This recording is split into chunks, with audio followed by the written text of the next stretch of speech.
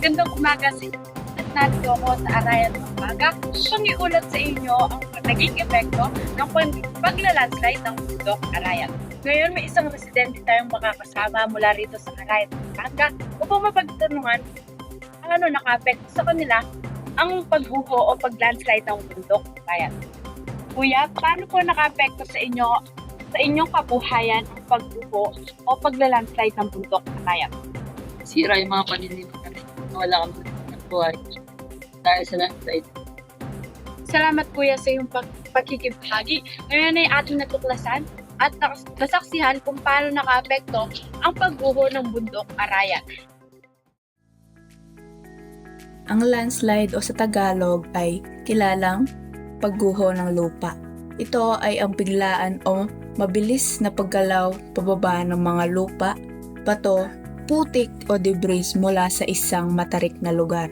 Dahil sa puwersa ng mga grabidad, ito ay karaniwang nangyayari kapag ang puwersang nagtutulak pababa ay mas malakas kaysa sa kakayahan ng material na makatiis sa pag-urong.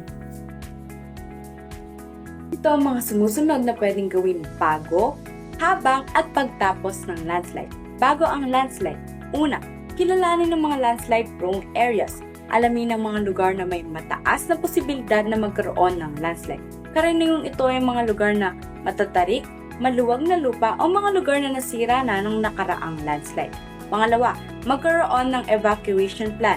Magplano ng ligtas na lugar na paglilikasan at ang pinakamabilis na ruta papunta rito. Siguraduhin alam ng buong pamilya ang plano. Pangatlo, ihanda ang emergency go bag.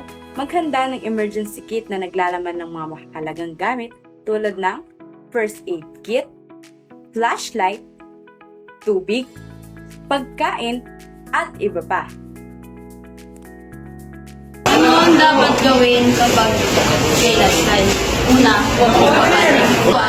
Lumikas sa madaling panahon at pumunta sa safe na lugar. Ano ang mga dapat gawin pagkatapos mangyari ang landslide? Iwasan ang pagpunta sa lugar na apektado ng landslide. Number 2, tulungan ang mga tao na naapektuhan ng ulat ng landslide. Mga Kapampangan, hindi pa huli ang lahat. Paano tayo makakaiwas sa trahedya? Narito ang mga sumusunod na dapat gawin. Iwasan ang pagputol ng mga puno. Magtanim ng mga halaman sa tabi ng bundok. Sumunod sa evacuation warnings.